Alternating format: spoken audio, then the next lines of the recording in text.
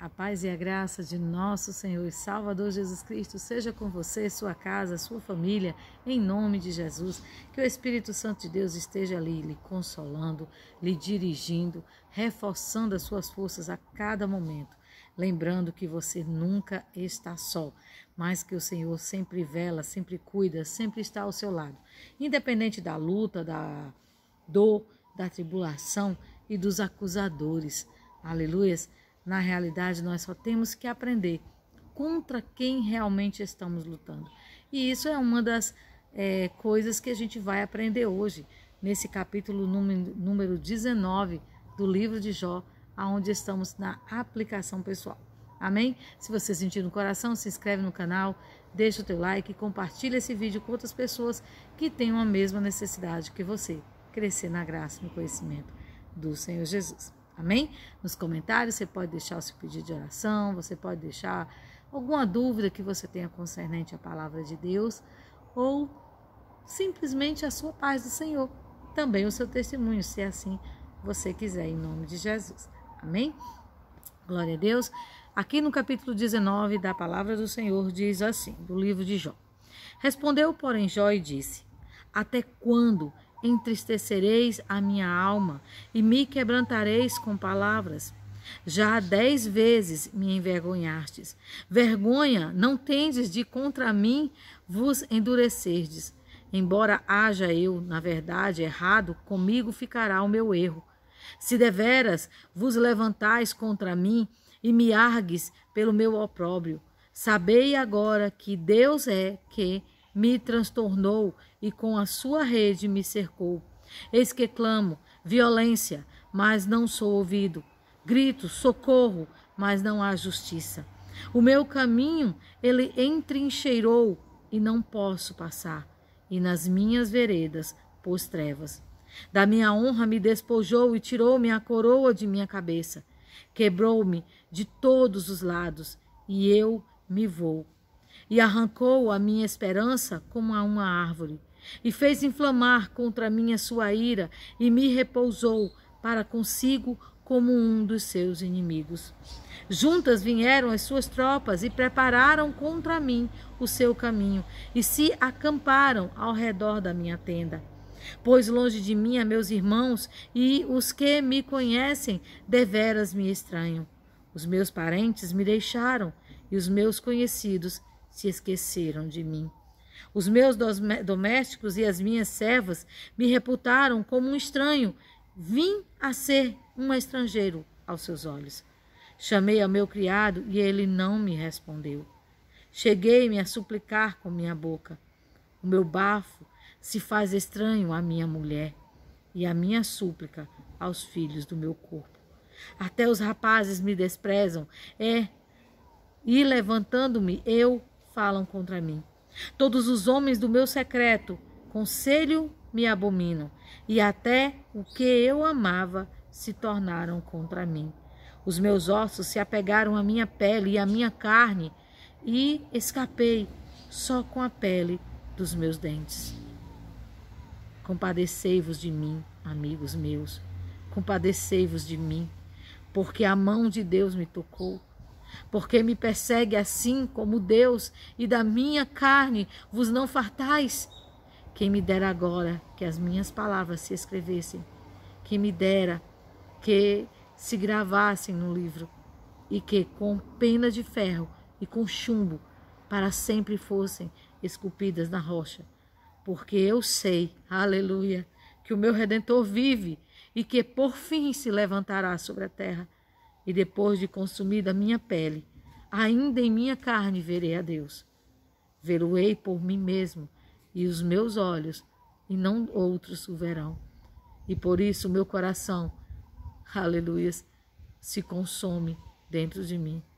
Na verdade, que devieis dizer, por que o perseguimos? Pois a raiz da acusação se acha em mim. Temei vós mesmos a espada, porque o furor traz os castigos da espada, para saberdes que há um juízo. Aleluias. Você vê que nessa palavra Jó, ele fala com Deus, mas ele também fala com seus amigos. Ali Jó declara dizendo: por que vocês se saboreiam e está me fazendo tanto mal? Por que vocês se alegram de estar levantando acusações contra a minha vida? Que vocês não têm noção do que estão falando?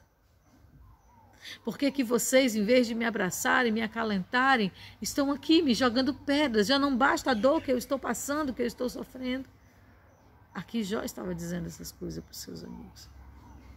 Mas é lindo quando ele diz assim: mas eu sei que nem que seja no último suspiro, o meu Redentor se revelará.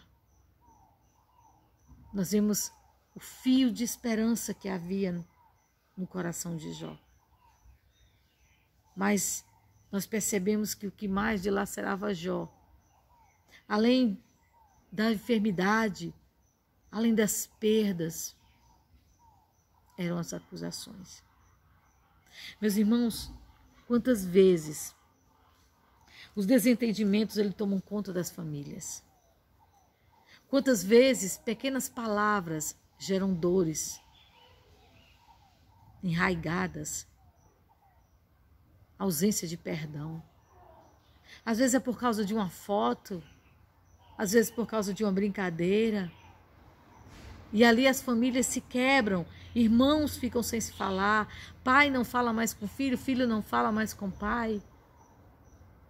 E a gente tem que entender quem é o verdadeiro inimigo que está se levantando contra a nossa vida. Você vê que aqui Jó, ele declarava que Deus estava fazendo tudo aquilo com ele, quando na realidade Deus não estava fazendo, o que estava fazendo era Satanás. A palavra de Deus, ela diz em Efésios que a nossa luta não é contra a carne nem contra o sangue, mas contra os principados e potestades do mal. Não deixe Satanás ficar soprando coisas nos seus ouvidos para quebrar a sua família, quebrar seu casamento, quebrar a sua unidade com seus filhos, com seus irmãos. Quantas vezes apenas, gente, às vezes é uma banalidade. Ai, estava todo mundo reunido, foi chamado para foto e eu não fui, e aquilo gera dor no coração, e aquilo gera mágoa. E às vezes, sabe, eu ouvi um testemunho que me impactou muito. Uma irmã, que ela estava fazendo ali uma reunião de família, e eles se reuniram ali. Ela disse que nunca tinha feito uma reunião e resolveu naquele dia tirar uma foto de todo mundo junto. Mas, por incrível que pareça, na foto não saiu o cunhado dela. E por conta disso se gerou uma contenda, se gerou uma discussão e acabou ali com a alimentação em família. E aquilo depois, a irmã, não entendendo por que aquilo ali tinha acontecido, foi pedir perdão ao cunhado e o cunhado a perdoou. Só que ele falou algo muito pesado, que ele disse o quê? Ele disse: olha, eu te perdoo, mas eu não sei se a tua irmã te perdoa. E ali, por incrível que pareça, a irmã dela não perdoou ela. Gente, uma banalidade que quebrou um laço familiar. Nós temos que entender quem são os nossos verdadeiros inimigos. Satanás, ele fica zombando da gente quando a gente fica lutando um com o outro. Satanás, ele zomba da gente quando você vê que a palavra de Deus diz o quê? Irai-vos e não pequei, não deixai o sol se assentar sobre a tua ira, não deis lugar ao diabo, se submeta a Deus. Quando nós nos deixamos levar pela ira, pelo fulgor, pelo desentendimento, nós estamos dando lugar ao diabo e não a Deus. Nós não estamos resistindo ao diabo. E aí as coisas começam a acontecer na vida da gente. Ah, mas por que está acontecendo isso? Vai olhar se não tem raiz de amargura. Vai olhar se não teve nenhuma seta colocada por Satanás ali na história. Quantas contendas, quantos desses desentendimentos acontecem de formas banais. Por causa de um dado, uma brincadeira. Muitas vezes de mau gosto, é lógico. Mas será que a gente não para pensar? Quem soprou isso no ouvido dessa pessoa? Por que essa pessoa falou assim comigo? Por que essa pessoa me excluiu? Por que essa pessoa não me chamou? Por que isso? Meu irmão começa a questionar corretamente. Lembre-se que todo aquele que se levanta contra a tua vida, não é ele que se levanta, ele está sendo motivado por Satanás. Ah, irmã, você está dizendo que todo mal na terra, o culpado é o diabo? Não, eu não estou dizendo que o culpado é o diabo, mas estou dizendo a você que tem um dedo dele. A nossa carne faz a outra parte. Você está entendendo? Você já prestou atenção como a gente se coleriza quando alguém fala alguma coisa contra alguém que a gente ama? Quando alguém fala alguma coisa contra nós, a gente fica com raiva. Será que a gente para pensar?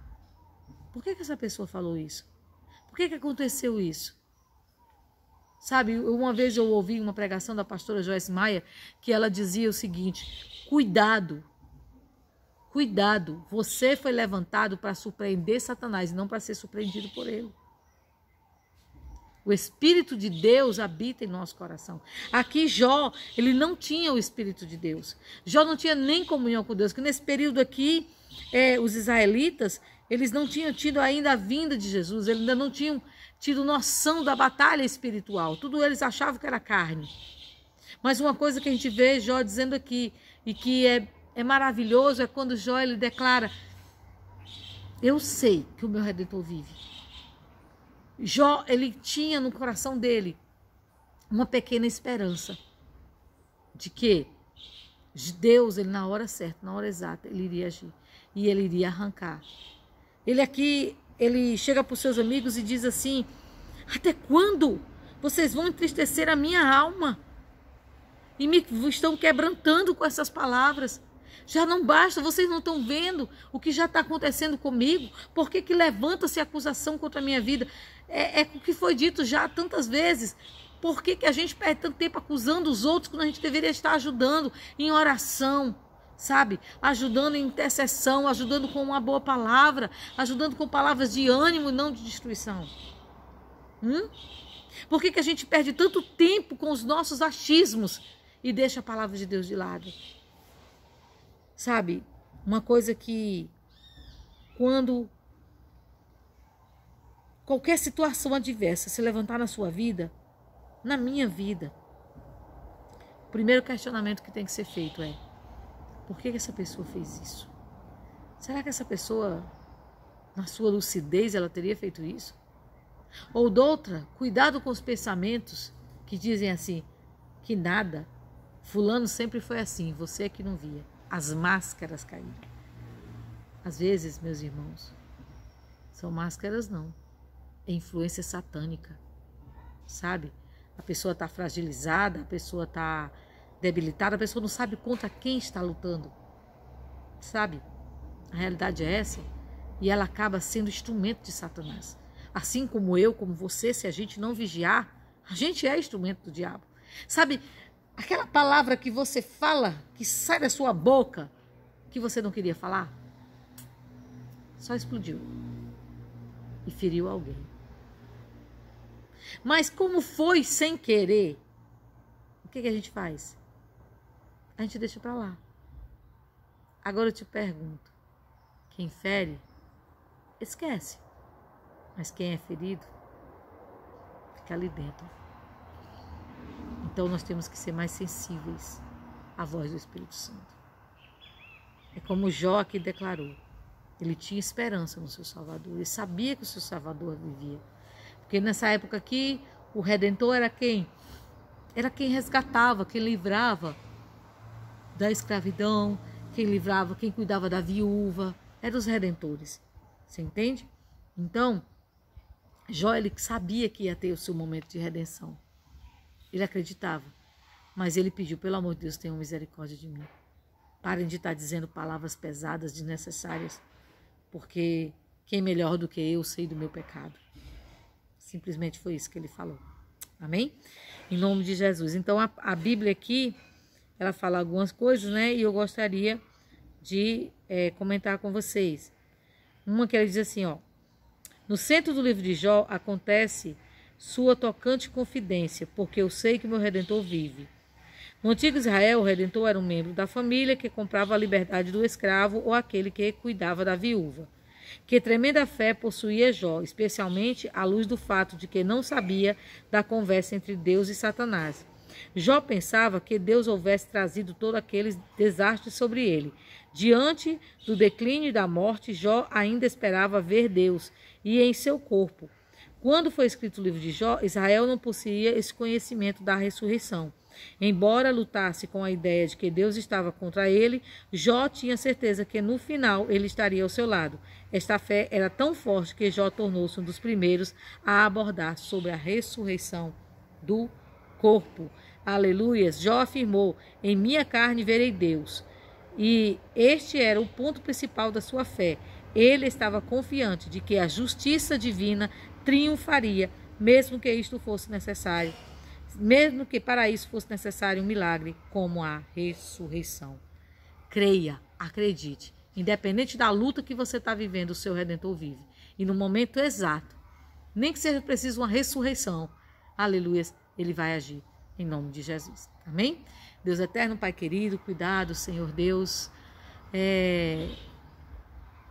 Aleluias. Obrigado pelo cuidado que o Senhor tem por cada um de nós. O cuidado constante, o cuidado que muitas vezes a gente não percebe. Senhor, a gente olha para a tempestade, mas a gente não vê o cuidado ao redor de nós. Ó Senhor, cuidado. O cuidado, Senhor, que é sempre presente. O cuidado, Senhor Deus, que não nos deixa faltar. O cuidado, Senhor Deus, que sempre nos dá ânimo para continuar. O teu cuidado. Obrigado, Deus, pelo teu cuidado.